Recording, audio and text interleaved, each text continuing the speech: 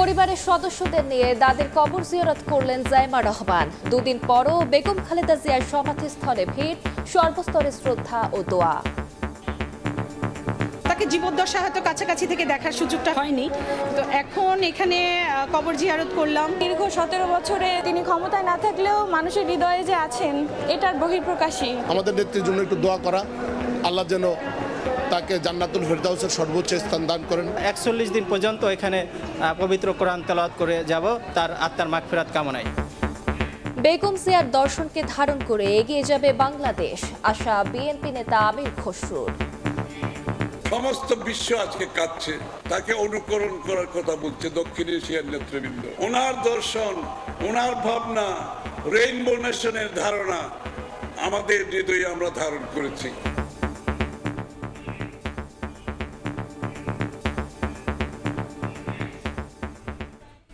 দেখছিলেন প্রধান শিরোনাম। দুপুরের সময় সঙ্গে আছি আমি আলিশা ইসলাম। এবার অন্যান্য শীর্ষ সংবাদ। সারা দেশে মনোনয়নপত্র যাচাই বাছাইয়ের ব্যস্ততা। 9 জানুয়ারি পর্যন্ত থাকছে আপিলের সুযোগ। 3 দিনে ঢাকার সব ব্যানার ফেস্টুন সরাতে নেতাকর্মীদের নির্দেশ তারেক রহমানের। নির্বাচনের আগে নাশকতার পরিকল্পনা। মিরপুরে অভিযানে সন্ত্রাসী সংগঠন 4 স্টার গ্রুপের 3 সদস্য গ্রেফতার, আগ্নেয়াস্ত্র ও গুলি জব্দ, নির্দেশদাতাদের খোঁজে র্যাব। অপরাধ স্বীকার করলে শুধু জরিমানায় দুর্নীতিবাজকে ক্ষমার বিধানে উদ্বেগ, সুযোগ বাড়বে ভবিষ্যৎ ক্ষমতাসীনদের ঢালাওভাবে ব্যবহারের শঙ্কা সংস্কার কমিশনের। বৃষ্টির মতো ঝরছে কুয়াশা, সঙ্গে হিমেল হাওয়ায় বেড়েছে শীতের দাপট। ঘন কুয়াশায় 2 জেলায় 9টি গাড়ির সংঘর্ষ, বিমানের শিডিউল বিপর্যয়, ভোগান্তিতে যাত্রীরা। এবং সরবরাহ সংকটে রাজধানীর সবজি বাজার, কেজিতে দাম বেড়েছে 40 টাকা পর্যন্ত। শীতের দোহায় বিক্রেতাদের, দেশি কমলেও ঊর্ধ্বমুখী আমদানি করা পেঁয়াজের দর।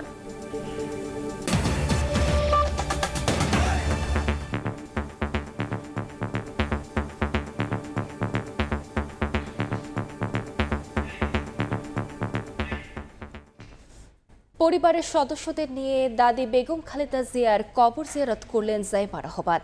রুহের মাগফিরাত কামনায় দোয়া করেন তারা। দুদিন পরও বেগম জিয়ার সমাধিতে শ্রদ্ধা জানাতে ভিড় করছেন সর্বস্তরের মানুষ। ফুল দেন বিএনপি নেতাকর্মীরাও।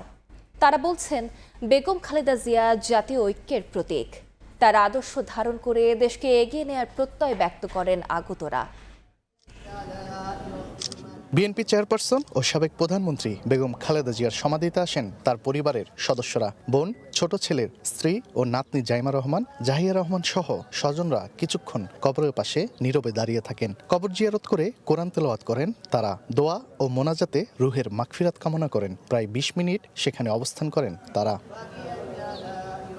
পরিবারের সদস্যরা সমাধিস্থল ত্যাগ করলে সাধারণ মানুষের জন্য উন্মুক্ত করা হয়। ছুটির দিনে সকালে তীব্র শীত উপেক্ষা করে দূর দূরান্ত থেকে ছুটে আসেন বিএনপির নেতাকর্মী ও সাধারণ মানুষ। হাতে ফুল, চোখে অশ্রু, পুষ্পস্তবক অর্পণ ও দোয়া প্রার্থনায় পুরো সমাধিস্থল জুড়ে গভীর শোকের আবহ। শুধু আমাদের নেত্রীর জন্য একটু দোয়া করা, আল্লাহ যেন তাকে জান্নাতুল ফেরদাউসের সর্বোচ্চ স্থান দান করেন। জিয়া উদ্যানে মানুষের যে ভিড় দেখছি তাতে বোঝা যাচ্ছে যে মানুষের এত দীর্ঘ 17 বছরে তিনি ক্ষমতায় না থাকলেও মানুষের হৃদয়ে যে আছেন এটার বহিঃপ্রকাশই। আমরা আপসহীন নেত্রী বেগম খালেদা জিয়ার রুহের মাগফিরাত কামনায় এখানে সকাল থেকে সন্ধ্যা পর্যন্ত আমরা কোরআন তেলাওয়াত করে যাচ্ছি। এভাবে আমরা 41 দিন পর্যন্ত এখানে পবিত্র কোরআন তেলাওয়াত করে যাব। এদিকে সমাধিতে শ্রদ্ধা জানাতে আসেন বিএনপি চেয়ারপারসনের উপদেষ্টা আমানুল্লাহ আমান। এ সময় তিনি বলেন, বেগম খালেদা জিয়া ছিলেন জাতীয় ঐক্যের প্রতীক। পরিকল্পিতভাবে বেগম জিয়াকে স্লো পয়জনিং এর মাধ্যমে মৃত্যুর দিকে ঠেলে দেওয়া হয়েছিল বলেও অভিযোগ করেন। 3 বারের প্রধানমন্ত্রী দেশটি বেগম খালেদা জিয়া ন্যূনতম চিকিৎসার ব্যবস্থাটুকু পেলেন না, কারণ তাকে স্লো পয়জনের মাধ্যমে হত্যার উদ্দেশ্য ছিল। সেটাই আজকে হয়েছে। এই হত্যার দায় আওয়ামী লীগ শেখ হাসিনা এড়াতে পারবেন না, জবাব দিতে হবে। 2025-এর শেষ সূর্যাস্তের সঙ্গে পূর্ণ রাষ্ট্রীয় মর্যাদায় বাংলাদেশ চিরবিদায় জানায় 4 দশকের বেশি সময় গণতন্ত্র প্রতিষ্ঠায় অবিচল থাকা বিএনপি নেত্রীকে। বেগম খালেদা জিয়ার মৃত্যুতে তৃতীয় দিনের মতো শোক পালন করছে বিএনপি। নয়াপল্টনে দলটির কেন্দ্রীয় কার্যালয়ে শোক বইয়ে স্বাক্ষর করেন নেতাকর্মী সহ সর্বস্তরের মানুষ। এদিকে বিএনপির ভারপ্রাপ্ত চেয়ারম্যান তারেক রহমানের নির্দেশে কেন্দ্রীয় কার্যালয়ের সামনে খুলে ফেলা হয় দলীয় ব্যানার। পর্যায়ক্রমে সারা দেশে এই কর্মসূচি চলবে বলে জানান দলের যুগ্ম মহাসচিব রুহুল কবির রিজভী। শোকাবহ পরিবেশ নয়াপল্টনে বিএনপির কেন্দ্রীয় কার্যালয়ে। বেগম খালেদা জিয়ার মৃত্যুতে রাষ্ট্রীয় শোকের তৃতীয় দিনে অর্ধনমিত রাখা হয় জাতীয় পতাকা এবং দলীয় পতাকা। চতুর্থ দিনের মতো কার্যালয়ে টাঙানো কালো পতাকা। দেশের বিভিন্ন প্রান্ত থেকে শেষ শোক বইয়ে স্বাক্ষর করেছেন দলীয় নেতাকর্মী সহ বিভিন্ন শ্রেণী পেশার মানুষ। চলে কোরআন তেলাওয়াত ও মোনাজাত। এ সময় বেগম জিয়ার ত্যাগ, রাষ্ট্র পরিচালনায় নানা সাফল্যের স্মৃতিচারণ করেন তারা। দেশের এতটা জনপ্রিয় নেত্রী যার তুলনা হয় না, এবং আমরা সব মানুষের কাছে বলতে চাই যেন দলমত নির্বিশেষে এখন আমাদের দোয়া ছাড়া আর কোনো কাজ হবে না, শুধু দোয়াটাই করতে বলবো সবাইকে। নেত্রী যেভাবে দেশ এবং দেশের মানুষকে ভালোবেসেছেন, মহান আল্লাহ রাব্বুল আলামিনও তাকে সেভাবে ভালোবেসে তার রহমতের চাদর দিয়ে তাকে সবসময় ডেকে রাখেন। শোককে শক্তিতে পরিণত করে দলের ভারপ্রাপ্ত চেয়ারম্যান তারেক রহমানের নেতৃত্বে আগামীর বাংলাদেশ বিনির্মাণে কাজ করার অঙ্গীকার নেতাকর্মীদের। বিএনপির ভারপ্রাপ্ত চেয়ারম্যান জনাব তারেক রহমান, ওনার মাধ্যমে এই দেশটা যেন সুন্দরভাবে শাসন করে, সুন্দরভাবে দেশটা চাপ পরিচালনা করে, আমরা এটাই চাই। জাতি 3টা পরশপত্র পেয়েছে, তার মধ্যে 2টি হারিয়েছে। আমাদের মাঝে একটি পরশপত্র আছে জনাব তারেক রহমান। তার নেতৃত্বে আমরা চামু বেগম খালেদা জিয়া, শহীদ প্রেসিডেন্ট জিয়াউর রহমানের আদর্শে এবং তার নেতৃত্বে আগামী বাংলাদেশ গর্ব। শুক্রবার সকালে রুহুল কবির রিজভীর নেতৃত্বে নয়াপল্টনে কেন্দ্রীয় কার্যালয়ের সামনে খুলে ফেলা হয় দলীয় ব্যানার ফেস্টুন। জানান বিএনপি ভারপ্রাপ্ত চেয়ারম্যান তারেক রহমানের নির্দেশে আগামী 3 দিনের মধ্যে দলীয় ব্যানার ফেস্টুন সরিয়ে ফেলা হবে। রাজনৈতিক মত প্রকাশের একটি মাধ্যম এইভাবে, কিন্তু এটা যদি কারো অধিকারকে লঙ্ঘন করে এটা ঠিক না। এই জন্য আমাদের ভারপ্রাপ্ত চেয়ারম্যান, আমাদের নেতা বলেছেন যে আমরা স্বেচ্ছাশ্রমের ভিত্তিতে, বিশেষ করে এই 3টি অঙ্গ সংগঠন, যুবদল, স্বেচ্ছাসেবক দল, ছাত্রদল এবং মহানগর বিএনপি উত্তর দক্ষিণ, তারা সবাই মিলে আমরা এই ব্যানার ফেস্টুনগুলো সরিয়ে দেব। যুবদল এবং ছাত্রদলের সদস্যদের শহরের ব্যানার ফেস্টুন সরিয়ে ফেলার দায়িত্ব দেওয়া হয়েছে উল্লেখ করে পর্যায়ক্রমে দেশজুড়ে কর্মসূচি পালন করা হবে বলে জানান দলের সিনিয়র নেতা। মায়মুনা হায়দার চৌধুরী, সময় সংবাদ, ঢাকা। এই মুহূর্তে জিয়া উদ্যানে আছেন রিপোর্টার তানভীর হাসান মেঘ এবং নয়াপল্টনে দলের কেন্দ্রীয় কার্যালয়ে আছেন মায়মুনা হায়দার চৌধুরী। সরাসরি শুরুতেই যাচ্ছি মেঘের কাছে। মেঘ, সাবেক প্রধানমন্ত্রী বেগম খালেদা জিয়ার সমাধিস্থলে সকাল থেকেই দূর দূরান্ত থেকে সাধারণ মানুষ এবং দলের যে সকল নেতাকর্মীরা রয়েছেন তারা কিন্তু এখানে ছুটে আসছেন এবং ফুল দিয়ে তাকে শ্রদ্ধা জানাচ্ছেন এবং পবিত্র জুম্মার নামাজ শেষ করে, জুম্মার নামাজ এখানে কিন্তু অনেক মুসল্লিগণ এবং দলের যে সকল নেতাকর্মীরা এবং সাধারণ মানুষ যারা রয়েছেন তারা জুম্মার নামাজ আদায় করার পর তারা এখানে একটি দোয়া মোনাজাত করেন এবং দলের নেতাকর্মীরাও সেখানে অংশগ্রহণ করেন এবং সেই সঙ্গে শুধুমাত্র দলের নেতাকর্মীরা নয়, এর পাশাপাশি সাধারণ মানুষও কিন্তু সেই দোয়া মাহফিলে কিন্তু অংশগ্রহণ করেন। এর আগে সকাল থেকেই আমরা দেখেছি জিয়া পরিবারের বেশ কয়েকজন সদস্য কিন্তু এখানে এসেছেন এবং তাকে এখানে আসার পর তারপর তাকে ফুলের শ্রদ্ধা নিবেদন করেন এবং সেই সঙ্গে দোয়া মোনাজাত করেন। আমরা দেখেছি যে তারেক রহমান এবং জোবাইদা রহমানের যে কন্যা ব্যারিস্টার জাইমা রহমান, তিনিও কিন্তু এসেছিলেন এবং তার আসার পরপরই আমরা দেখেছি ফুল দিয়ে পুষ্পস্তবক দেওয়ার পরপরই কিছুক্ষণ কিন্তু তিনি এই সমাধিস্থলের সামনে নীরবে দাঁড়িয়ে থাকেন এবং তার পরপরই 2 হাত তুলে দোয়া মোনাজাত করেন। এর আগে সকাল থেকেই কিন্তু আমরা দেখেছি যে কোরআন তেলাওয়াত এবং এখানে যে সকল পরিচ্ছন্নতা কর্মী রয়েছে, অর্থাৎ গণপূর্ত অধিদপ্তরের পরিচ্ছন্নতা কর্মী যারা রয়েছেন এবং দলের থেকে যাদেরকে এখানে দল থেকে যে সকল পরিচ্ছন্নতা কর্মী রয়েছেন তারা কিন্তু এই যে সমাধিস্থলটি রয়েছে সেটি কিন্তু কিছুক্ষণ পরপরই তারা পরিষ্কারের যে কার্যক্রম সেটি কিন্তু তারা চলমান রেখেছেন। শুধুমাত্র রাজধানীর আশপাশের এলাকা থেকে এসেছেন ব্যাপারটি তা নয়, দূর দূরান্ত থেকে দেশের বিভিন্ন জেলা থেকে কিন্তু এই যে সমাধিস্থল সেখানে কিন্তু ছুটে এসেছেন এবং সকাল থেকে আমরা দেখেছি দলের বেশ কয়েকজন নেতাকর্মী কিন্তু এখানে এসেছেন, তাদের সাথে আমরা কথা বলেছি, তারা সাংবাদিকদের সঙ্গে কথা বলেছেন।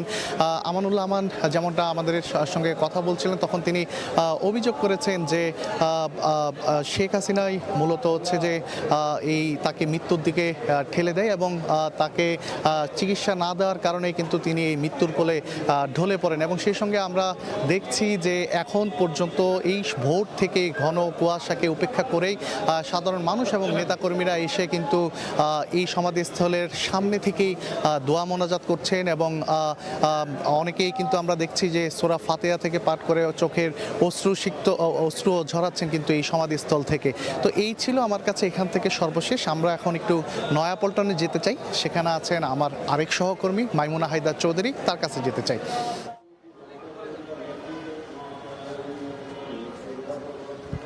তিনবারের প্রধানমন্ত্রী এবং বিএনপি চেয়ারপারসন বেগম খালেদা জিয়ার মৃত্যুতে রাষ্ট্রীয় শোকের তৃতীয় এবং শেষ দিনে বিএনপি কেন্দ্রীয় কার্যালয় নয়াপল্টনেও চলছে আসলে শোকাবহ পরিস্থিতি। এর মধ্য দিয়ে সকাল থেকে দেখেছি এখানে কুরআন তেলাওয়াত চলছিল এবং জুমার নামাজের পর আবারও শুরু হয়েছে কুরআন তেলাওয়াত এবং মোনাজাত। এছাড়াও শোক বই রাখা হয়েছে, যেখানে দলীয় নেতাকর্মীরা সহ বিভিন্ন শ্রেণী পেশার মানুষ এসে তাদের শ্রদ্ধা জানাচ্ছেন বিএনপি চেয়ারপারসন বেগম খালেদা জিয়ার প্রতি। দলের নেতাকর্মীরা সকাল থেকেই কেন্দ্রীয় কার্যালয়ে এসে ভিড় করছেন এবং তারা আসলে তাদের নেত্রীর বিদেহী আত্মার মাগফিরাত কামনায় দোয়া করছেন। জুমার নামাজের পর থেকে এখানে নেতাকর্মীদের ভিড় বাড়তে শুরু করেছে। যদিও সকালে কুয়াশা ভেদ করেও আসলে সকাল থেকেই আমরা দেখতে পেয়েছি যে নয়াপল্টনের কেন্দ্রীয় কার্যালয়ে নেতাকর্মীদের ভিড় এবং দলীয় যে পতাকা সেটি অর্ধনমিত রাখা হয়েছে। রাষ্ট্রীয় শোকের শেষ দিন উপলক্ষে একই সঙ্গে কালো পতাকা উত্তোলন করা হয়েছে এবং জাতীয় পতাকাও অর্ধনমিত রাখা হয়েছে। এর মধ্যে আমরা রুহুল কবির রিজভী, বিএনপির সিনিয়র যুগ্ম মহাসচিব, তার সঙ্গে কথা বলেছি। তিনি জানিয়েছেন যে রাষ্ট্রীয় শোকের শেষ দিন হলেও বিএনপির যে শোক ঘোষণা করেছে 7 দিনের, তার চতুর্থ দিনে যে দোয়া মাহফিলগুলো রয়েছে এবং বিভিন্ন কার্যালয়ের মতো এখানে কেন্দ্রীয় কার্যালয়েও আসলে কুরআন তেলাওয়াত চলবে। এছাড়াও এখানে এত কিছুর মধ্যেও আসলে আরও একটি কর্মসূচি আমরা পালন করতে দেখি যে তারা বিভিন্ন দলীয় যে ব্যানার ফেস্টুনগুলো রয়েছে সেগুলো সরিয়ে ফেলছে। যদিও বলেছেন যে বিএনপি চেয়ারপারসন বেগম খালেদা জিয়ার ব্যানার কিছুদিন থাকবে, কিন্তু অন্যান্য যে দলীয় ব্যানার ফেস্টুনগুলো রয়েছে সেগুলো সরিয়ে ফেলার কর্মসূচি নেওয়া হয়েছে বলেও আমাদেরকে জানিয়েছেন তিনি। শহরের সৌন্দর্য বর্ধন এবং একই সঙ্গে আসলে যাতে করে নাগরিক অধিকার ক্ষুণ্ণ না হয় তারই অংশ হিসেবে এই কর্মসূচিটি তারা পালন করছেন এবং সারা দিনব্যাপী যে কোরআন তেলাওয়াত এবং দোয়া মোনাজাত চলছে এবং নেতাকর্মীরা দলের কেন্দ্রীয় কার্যালয় নয়াপল্টনে এসে শোক বইয়ে স্বাক্ষর করছেন এবং শ্রদ্ধা জানাচ্ছেন বিএনপি চেয়ারপারসন বেগম খালেদা জিয়ার প্রতি। সরাসরি যুক্ত ছিলাম নয়াপল্টন এবং জিয়া উদ্যানে। বেগম খালেদা জিয়ার দর্শনকে ধারণ করে এগিয়ে যাবে বাংলাদেশ, এমনটাই প্রত্যাশা বিএনপি স্থায়ী কমিটির সদস্য আমির খসরু মাহমুদ চৌধুরীর। সকালে চট্টগ্রামে প্যারেড মাঠে বৌদ্ধদের সর্বোচ্চ ধর্মীয় গুরু ডক্টর জ্ঞানশ্রী মহাস্তবের স্মৃতিচারণ অনুষ্ঠানে কথা বলেন আমির খসরু। বলেন, বেগম খালেদা জিয়া চলে গেছেন দক্ষিণ এশিয়ার মানুষকে কাঁদিয়ে, তবে রেখে গেছেন তার দর্শন ও আদর্শ। তার দর্শনকে ধারণ করে এগিয়ে যাবে আগামীর বাংলাদেশ। বিএনপি শান্তিপূর্ণ ও স্থিতিশীল বাংলাদেশ দেখতে চাই বলে জানান তিনি।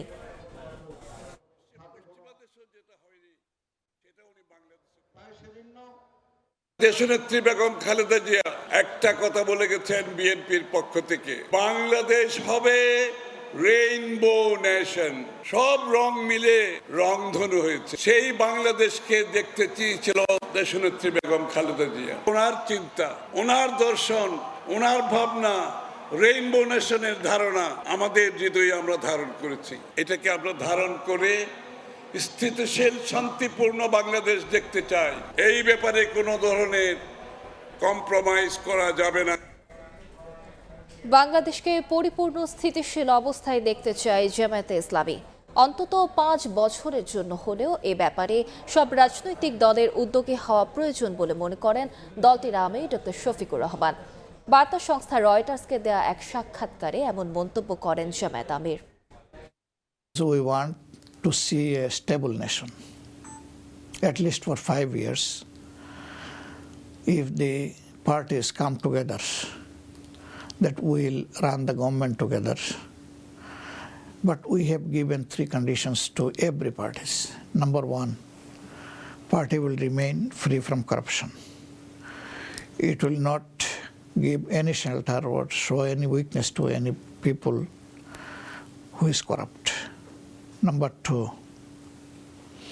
will ensure social justice for all. No political interference will be allowed there. Number 3, for fulfilling the people's aspiration, all the issues of reforms will ensure, will support. If any party agrees with these 3 conditions, they are most welcome. জনগণের অংশগ্রহণ নিশ্চিত করে নির্বাচন আয়োজন করা হবে বলে জানিয়েছেন প্রধান উপদেষ্টার প্রেস সচিব শফিকুল আলম। সকালে মাগুরায় সাংবাদিকদের তিনি বলেন, আগামী জাতীয় নির্বাচন উৎসবমুখর পরিবেশে অনুষ্ঠিত হবে। ভালো একটা নির্বাচন হবে এবং সেই অনুযায়ী আমরা সারা বাংলাদেশে একটা বিপুল সমারোহ দেখছি, বিপুল সাজসজ্জা সমারোহ। সমস্ত জনগোষ্ঠী, আমাদের মুসলমান ভাই বোন, হিন্দু ভাই বোন, খ্রিস্টান ভাই বোন, আমাদের পাহাড়ি ভাই বোন, সবাই যাতে সুন্দরভাবে শান্তিপূর্ণ পরিবেশে ভোট দিতে পারেন সেটা আমরা চেষ্টা করছি। ইন্টারন্যাশনাল আগ্রহটা খুবই বেশি। তারা দেখছে যে বাংলাদেশ একটা ডেমোক্রেটিক ট্রানজিশনের পর্যায়ে আছে এবং তারা আমাদের মতোই তারাও আশাবাদী যে বাংলাদেশে একটা স্মুথ ডেমোক্রেটিক ট্রানজিশন হবে, একটা সুন্দর ইলেকশন হবে।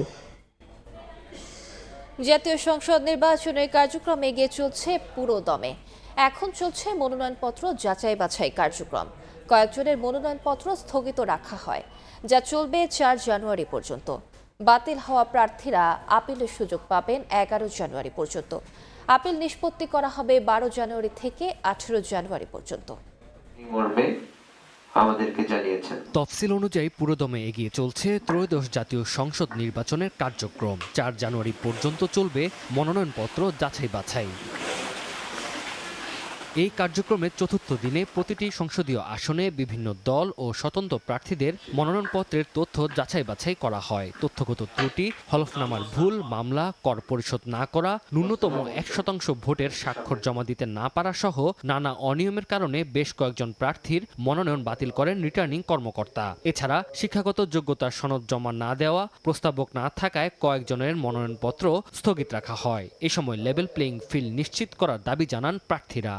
আজকের এই অ্যাকসেপ্টেন্সের মধ্য দিয়ে প্রমাণ হলো ধানের শীষের জনপ্রিয়তা, বিএনপির জনপ্রিয়তা।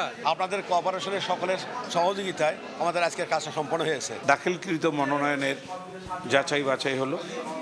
এখানে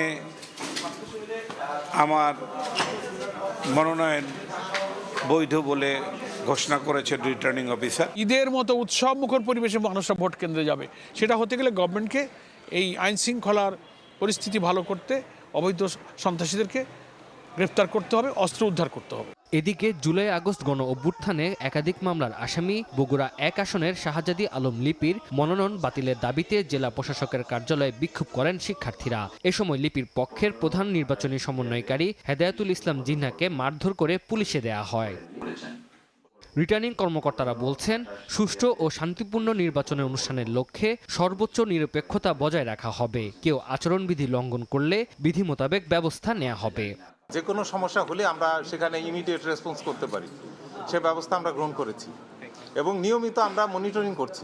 তফসিল অনুযায়ী 30 ডিসেম্বর থেকে 4 জানুয়ারি রোববার পর্যন্ত মনোনয়ন যাচাই বাছাই হবে। রিটার্নিং অফিসারের আদেশের বিরুদ্ধে কমিশনে আপিলের দায়েরের শেষ তারিখ 11 জানুয়ারি। আপিল নিষ্পত্তি করা হবে 12 জানুয়ারি থেকে 18 জানুয়ারি পর্যন্ত। প্রার্থিতা প্রত্যাহারের শেষ দিন 20 জানুয়ারি। প্রার্থীর তালিকা প্রকাশ ও প্রতীক বরাদ্দ 21 জানুয়ারি। নির্বাচনী প্রচারণা চলবে 22 জানুয়ারি থেকে 10 ফেব্রুয়ারি সকাল 7:30টা পর্যন্ত। ভোট গ্রহণ অনুষ্ঠিত হবে 12 ফেব্রুয়ারি। তানজিল হাসনাত, সময় সংবাদ। এই মুহূর্তে বগুড়া জেলা প্রশাসক ও রিটার্নিং কর্মকর্তার কার্যালয় থেকে সরাসরি যুক্ত হচ্ছেন সহকর্মী আব্দুল আওয়াল। যাচ্ছি তার কাছে।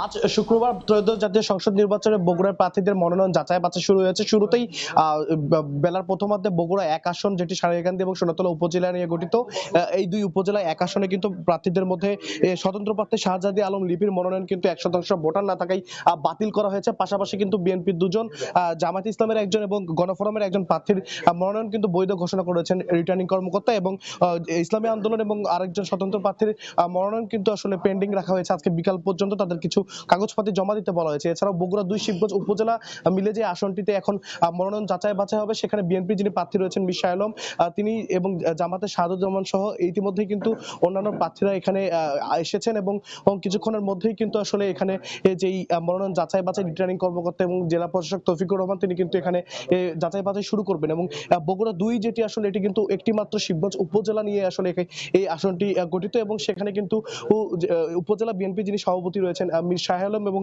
জামায়াতের পক্ষ থেকে সাবেক সংসদ সদস্য ও শাহাদুজ্জামান কিন্তু তিনি আসলে প্রতিদ্বন্দ্বিতা করবেন। এছাড়াও নাগরিক ঐক্যের যিনি সভাপতি রয়েছেন মাহমুদুর রহমান মান্না, তিনিও কিন্তু এই আসন থেকে প্রতিদ্বন্দ্বিতা করবেন। এবং এরপরে কিন্তু আসলে বগুড়া 3 যেটি আদমদীঘি এবং দুপচাঁচিয়া উপজেলা মিলে গঠিত, সেই আসনের প্রার্থীদের কিন্তু মনোনয়ন যাচাই বাছাই করা হবে। এবং এই যে বগুড়া 2 শিবগঞ্জ উপজেলা, সেখানে কিন্তু 7 জন প্রার্থীর আজকে মনোনয়ন যাচাই বাছাই হবে, এবং মনোনয়ন যাচাই বাছাই শেষে কিন্তু আসলে বৈধ প্রার্থীর সংখ্যা নিশ্চিত হওয়া যাবে। এবং বগুড়া 3 আসন, যেটা আদমদীঘি এবং দুপচাঁচিয়া মিলে যেই এটি গঠিত, সেটিতে কিন্তু আসলে 5 জন প্রার্থী রয়েছেন। সেখানে কিন্তু বিএনপির পক্ষ থেকে প্রার্থী আছেন, জামাতের প্রার্থী আছেন, ইসলামী আন্দোলন সহ আরো 2 জন প্রার্থী আসলে ওখানে প্রতিদ্বন্দ্বিতা করবেন।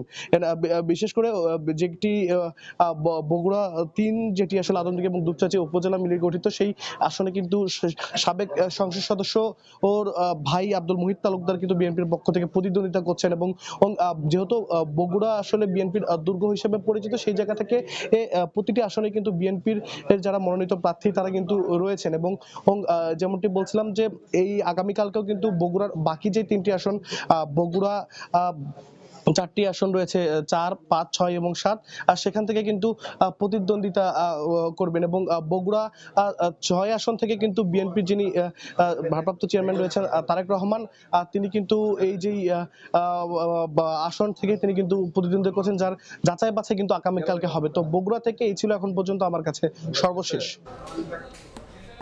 সরাসরি যুক্ত ছিলাম বগুড়ায়।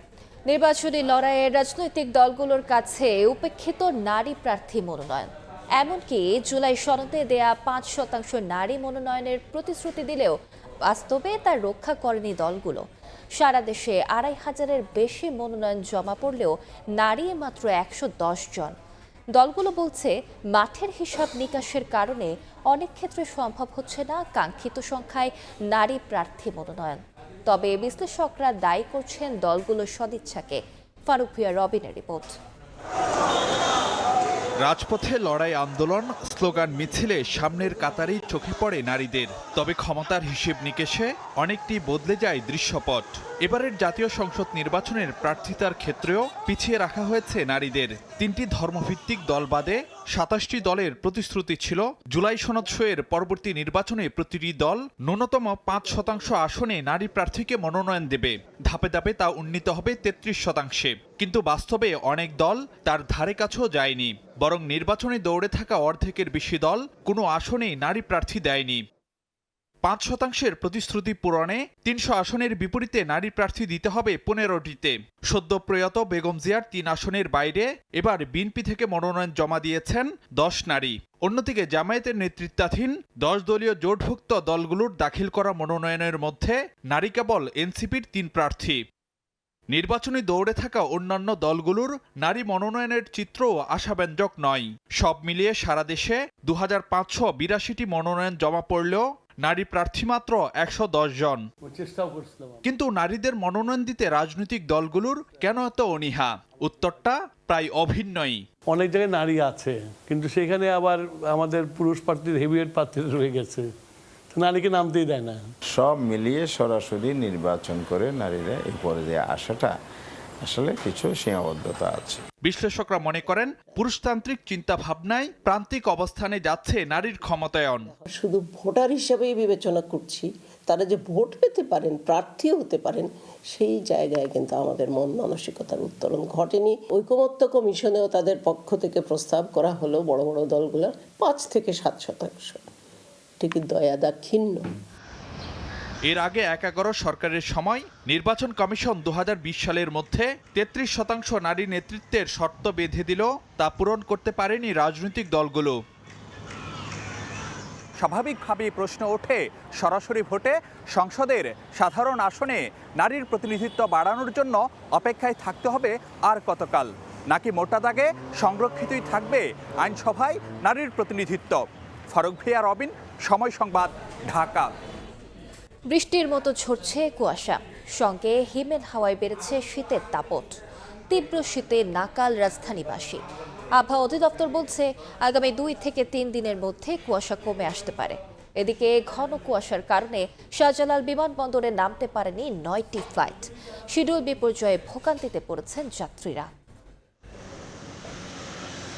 শুক্রবার সকাল থেকেই কুয়াশার চাদরে মোড়া রাজধানী ঢাকা। গেল কয়েকদিনের মতোই শীতে জবুথবু জনজীবন। বেলা গড়িয়েও দেখা নেই সূর্যের। কুয়াশা আর বাতাসের কারণে ভারী পোশাকেও শীত মানছে না, বিপাকে পড়ছেন সাধারণ মানুষ। এত শীত আমরা এর আগে কখনো দেখি নাই। শীতের পোশাকেও আমাদের শীত মানছে না। শীত তো অনেক বেশি তীব্র, অনেক তাপমাত্রা শীতের। ছিন্নমূল আর খেটে খাওয়া মানুষের একেবারেই বেহাল অবস্থা। নেই পর্যাপ্ত গরম কাপড়, জীবিকার তাগিদে ছুটতে হচ্ছে শহর জুড়ে। তাই তো আগুন ধরিয়ে শীত নিবারণের চেষ্টা। শুক্রবার বন্ধ দিয়ে নেওয়া যায়, এরপরে বাইরে লাগছে পেটের খাম তো করে খাইতে। এই শীতের মধ্যে রাস্তায় টিপ নাই, তবু ঘুরতে হয়। আবহাওয়া অধিদপ্তর বলছে 2 থেকে 3 দিনে ধীরে ধীরে দেখা মিলবে সূর্যের। কমে আসতে শুরু করবে শীতের তীব্রতা। এরই মধ্যে বাড়তে শুরু করেছে তাপমাত্রাও। কুয়াশাটা আজকে আছে এবং এটা সূর্যের মুখ দেখতে আরো সময় লাগবে। আজকে দিনের শেষের দিকে হয়তো সূর্যের আলো পাওয়া যেতে পারে, কারণে আমাদের শীতের অনুভূতিটা বাড়ছে। এরকম অবস্থা আগামী আরো কয়েকদিন থাকবে। তবে আপাতত 2-3 দিনের পরে আবার আকাশ যখন কুয়াশা কিছুটা কমে আসবে, তখন তাপমাত্রাও কমে আসবে। এদিকে শুক্রবার ঘন কুয়াশার কারণে হযরত শাহজালাল আন্তর্জাতিক বিমানবন্দরে নামতে না পারায় 6টি আন্তর্জাতিক ফ্লাইট চট্টগ্রাম, কলকাতা ও ব্যাংককে ডাইভার্ট করা হয়েছে। প্রতিকূল আবহাওয়ায় অভ্যন্তরীণ ও আন্তর্জাতিক সব রুটের বেশিরভাগ ফ্লাইট আসছে 1 থেকে 3 ঘন্টা দেরি করে। শিডিউল বিপর্যয়ে ভোগান্তিতে যাত্রীরা। ওয়ালিউল সাকিব, সময় সংবাদ, ঢাকা। যশোরে আজ সর্বনিম্ন তাপমাত্রা 8 ডিগ্রি সেলসিয়াস রেকর্ড করা হয়েছে। বিস্তারিত জানাতে যশোর থেকে সরাসরি যুক্ত হচ্ছেন সহকর্মী জুয়েল মৃধা। যাচ্ছি তার কাছে। জুয়েল, আজ কিন্তু যশোরে দেশের সর্বনিম্ন তাপমাত্রা বিরাজ করছিল। সকাল 6টায় তাপমাত্রা রেকর্ড করা হয় 8 ডিগ্রি সেলসিয়াস। তবে এখন তাপমাত্রা আছে প্রায় 20 ডিগ্রি সেলসিয়াস। তাপমাত্রা বেশি থাকলেও উত্তরের হিমেল হাওয়ার কারণে আসলে শীত অনুভূত হচ্ছে বেশি। আমাদের এই যশোরে কিন্তু গত 2 দিন ধরে সর্বনিম্ন তাপমাত্রা বিরাজ করছে। আজকে এবং গতকাল ছিল 7.8 ডিগ্রি সেলসিয়াস এবং গত এক সপ্তাহের ভিতরে 4 দিন যশোরের সর্বনিম্ন তাপমাত্রা গিয়েছে দেশের প্রেক্ষাপটে।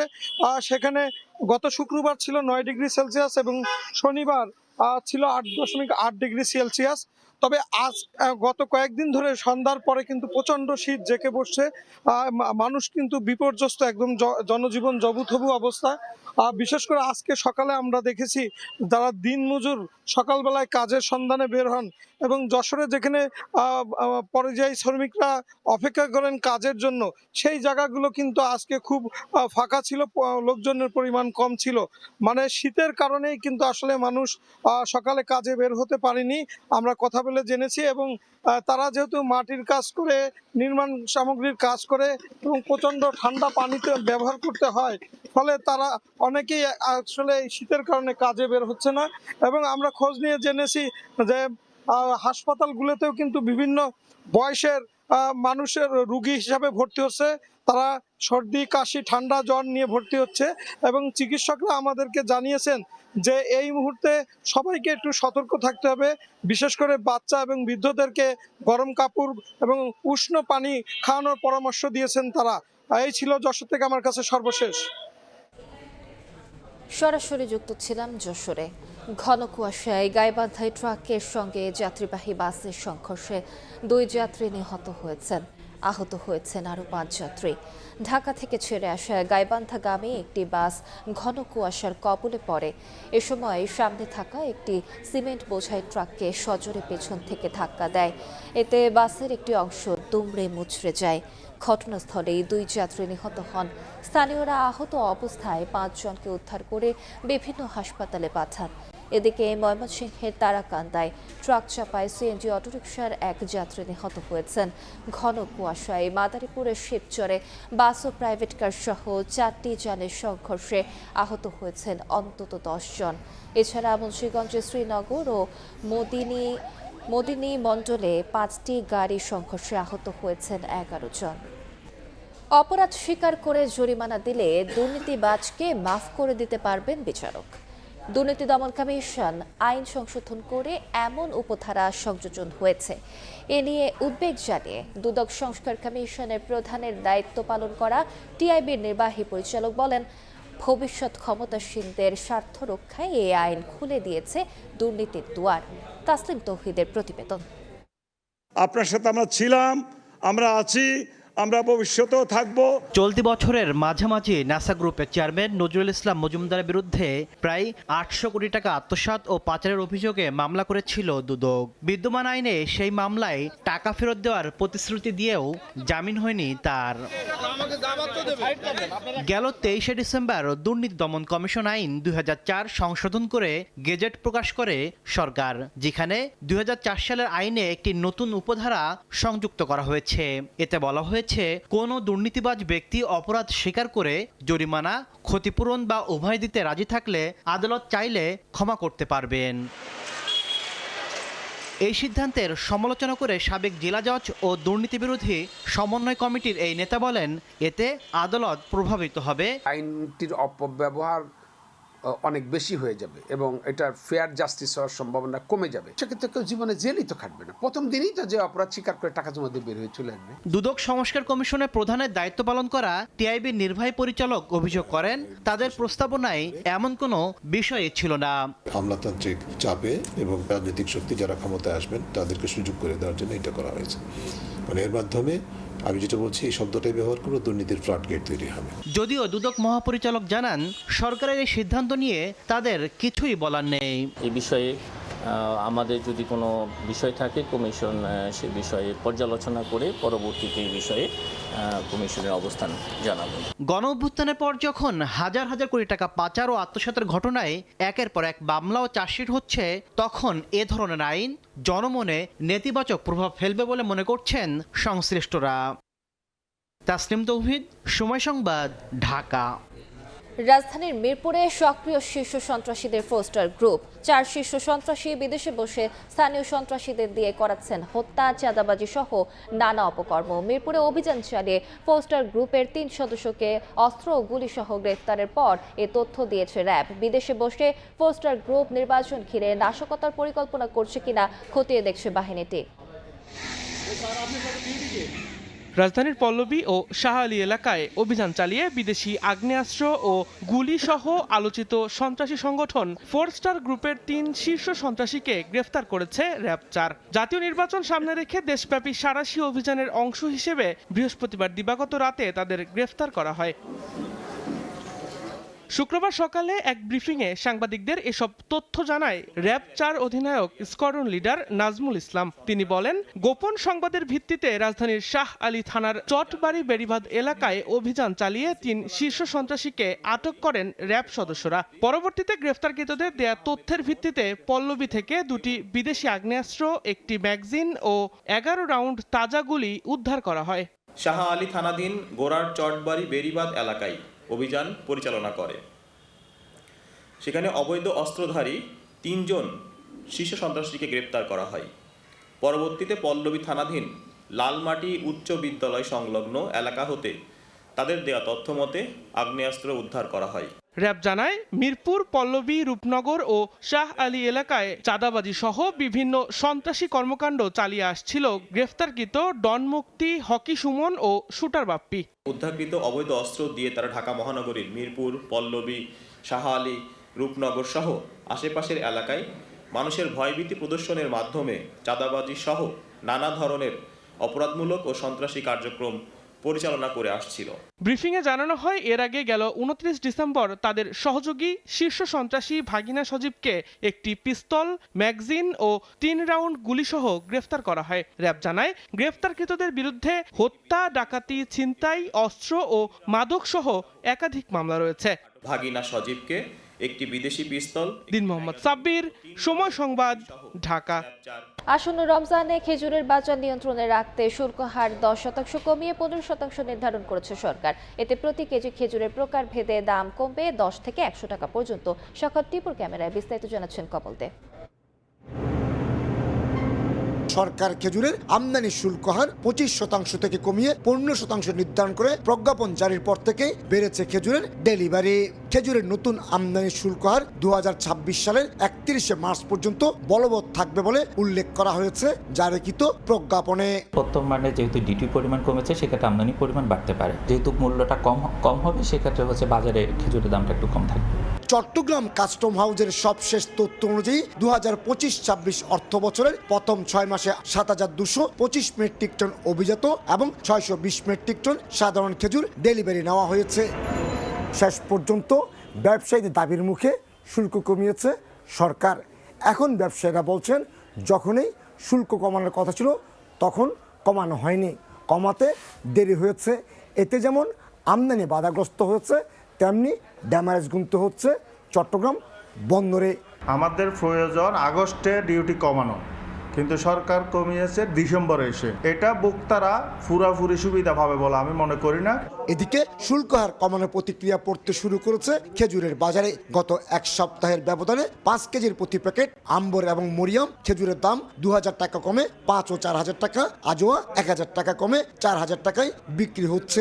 এই 15 দিনে যে পরিমাণ ড্যামেজ হয়েছে, তাহলে আমাদের যে যা কমাইছে তার থেকে প্রায় সেম হয়ে যাবে। বাংলাদেশে বছরে প্রায় 1 লাখ মেট্রিক টন খেজুরের চাহিদা রয়েছে। কমল দে, সময় সংবাদ, চট্টগ্রাম। দেশের বাইরের খবর। বিক্ষোভে উত্তাল ইরান। লরেস্তান প্রদেশের আলাদা শহরে সংঘর্ষে বিপ্লবী গার্ড বাহিনীর সদস্য সহ 4 জন নিহত হয়েছেন। চাহারমাহাল ও বাখতিয়ারি প্রদেশের সহিংসতায় প্রাণ হারিয়েছেন আরও 2 জন। ব্যাপক মুদ্রাস্ফীতি ও রিয়ালের দরপতনের জেরে ইরান জুড়ে চলছে বিক্ষোভ, যা ছড়িয়ে পড়েছে দেশটির একাধিক প্রদেশেও। কোথাও কোথাও বিক্ষোভ থেকে পুলিশের সঙ্গে সংঘর্ষে জড়িয়ে ঘটেছে প্রাণহানির ঘটনাও। গণমাধ্যম জানায়, স্থানীয় সময় বৃহস্পতিবার সন্ধ্যায় ইরানের পশ্চিমাঞ্চলের লোরেস্তান প্রদেশে একটি পুলিশ স্টেশনে হামলা চালায় বিক্ষোভকারীরা। এক পর্যায়ে পুলিশের দিকে পাথর ছোড়ার পাশাপাশি বেশ কয়েকটি গাড়িতে আগুন ধরিয়ে দেয় বিক্ষুব্ধরা। এ ঘটনায় কয়েকজনকে আটক করে তাদের কাছ থেকে অস্ত্র জব্দ করেছে পুলিশ। এর আগে বৃহস্পতিবার সকালে ইরানের দক্ষিণ পশ্চিমাঞ্চলের চাহারমাহাল ও বাখতিয়ারি প্রদেশে পুলিশের সঙ্গে বিক্ষোভকারীদের সংঘর্ষে বেশ কয়েকজন নিহত হয়। এছাড়া বুধবার দেশটির লোরেস্তান প্রদেশে সহিংসতায় নিজেদের একজন সদস্য নিহত হয়েছে বলে দাবি করেছে দেশটির বিপ্লবী গার্ড বাহিনী। ওই দিন বেশ কয়েকজন বিক্ষোভকারীকে গ্রেপ্তারেরও ঘটনা ঘটে। উত্তপ্ত পরিস্থিতির মধ্যেই আগুনে ঘি ঢালেন ইরানের নির্বাসিত যুবরাজ রেজা শাহ পাহলভি। নতুন বছরের এক বার্তায় আন্দোলনের প্রতি সংহতি জানিয়ে আন্তর্জাতিক সম্প্রদায়ের সমর্থন চান তিনি। এমন পরিস্থিতিতে জাতীয় ঐক্যের ডাক দিয়েছেন ইরানের প্রেসিডেন্ট মাসুদ পেজেশকিয়ান। আন্দোলনের পেছনে বিদেশি চাপকে দায়ী করেন তিনি। নিরাপত্তা জোরদারে আইন শৃঙ্খলা রক্ষা বাহিনীকে নির্দেশও দেন তিনি। গেল রোববার তেহরানের খোলা বাজারে মার্কিন ডলারের বিপরীতে ইরানের রিয়ালের মান রেকর্ড সর্বনিম্ন স্তরে পৌঁছায়। এর পরপরই বিক্ষোভ ও ধর্মঘট করেন নাগরিকরা। নাসরিন রুমি, সময় সংবাদ। এ পর্যায়ে শীর্ষ সংবাদগুলো জানিয়ে দিচ্ছি আরেকবার। দাদা দাদির কবর জিয়ারত করলেন জাইমা রহমান। 2 দিন পরও বেগম খালেদা জিয়ার সমাধিস্থলে ভিড়। তার দর্শনকে ধারণ করে এগিয়ে যাবে দেশ, আশা বিএনপি নেতাদের। সারা দেশে মনোনয়নপত্র যাচাই বাছাইয়ের ব্যস্ততা। বাদ পড়াদের জন্য থাকছে আপিলের সুযোগ। ভোটে নিশ্চিত করা হবে জনগণের অংশগ্রহণ, জানালেন প্রেস সচিব। এবং নির্বাচনে আগে নাশকতার পরিকল্পনা। মিরপুরে অভিযানে সন্ত্রাসী সংগঠন 4 স্টার গ্রুপের 3 সদস্য গ্রেফতার। আগ্নেয়াস্ত্র ও গুলি জব্দ, নির্দেশদাতাদের খোঁজে র্যাব।